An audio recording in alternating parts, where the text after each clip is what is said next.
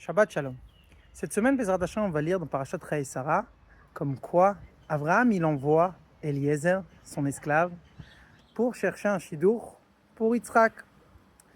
Et on sait bien que la Torah nous raconte comment il a voyagé, un trajet qui prenait pendant 2 semaines, parce qu'ils étaient en Eretz Israël, et ils ont voyagé pour partir à Haran, que ça c'est à peu près l'endroit de Irak aujourd'hui.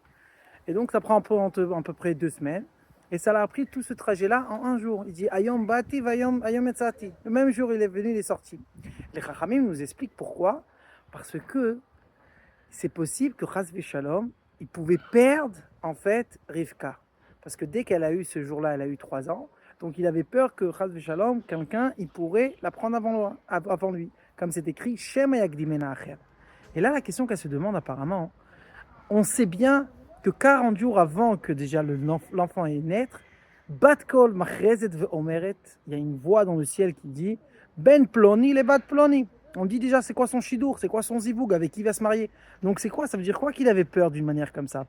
Et vraiment le Midrash il nous raconte une histoire extraordinaire qui s'est passée avec Shlomo HaMelech, que lui une fois il a vu que dans Roi HaKodesh que sa fille qu'il adorait, elle va se marier avec un monsieur très très pauvre.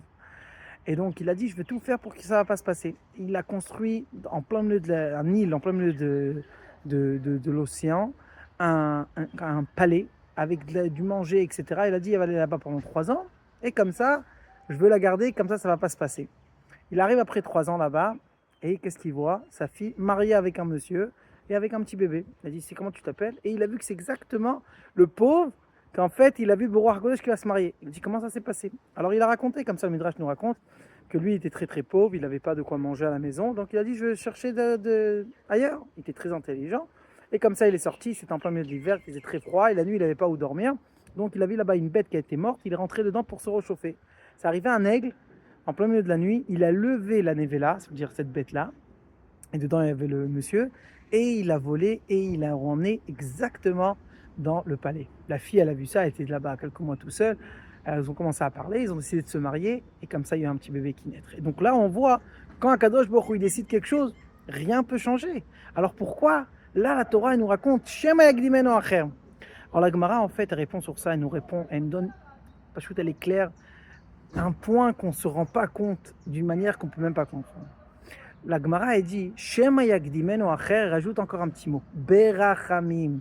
Ça veut dire, c'est possible, c'est vrai que déjà, on a dit Ben Ploni les Bat Ploni, mais avec demander pitié à Kadosh Baruch Hu, de prier devant Dieu, on peut changer tous les décrets. Et c'est pour ça que nous, on doit tout faire. Shema Yagdimenu Acher, si ça arrive un moment comme ça, de pas dire ah, déjà, j'ai déjà mon chidour en haut, donc je fais rien du tout. Non, toi, tu dois faire qu'est-ce que tu dois faire parce que il y a une force, qu'elle est plus forte que tout, et ça, c'est la tfila. Donc de ça, on peut apprendre une leçon par rapport à nous. Vous savez, des fois, chacun, il passe quelque chose dans sa vie, et il doit savoir, avec demander pitié à Kadosh Baruch Hu, demander miséricorde de Dieu, avec prier devant Dieu, on peut changer tous les décrets. Venons, on va utiliser ça. Demandez Mashiach Tzidkenu tout de suite, et que Bezrat Hashem va venir. Ce shiur était dit, les Nishmat, Shimon ben Yehuda ve Aisha Lasri.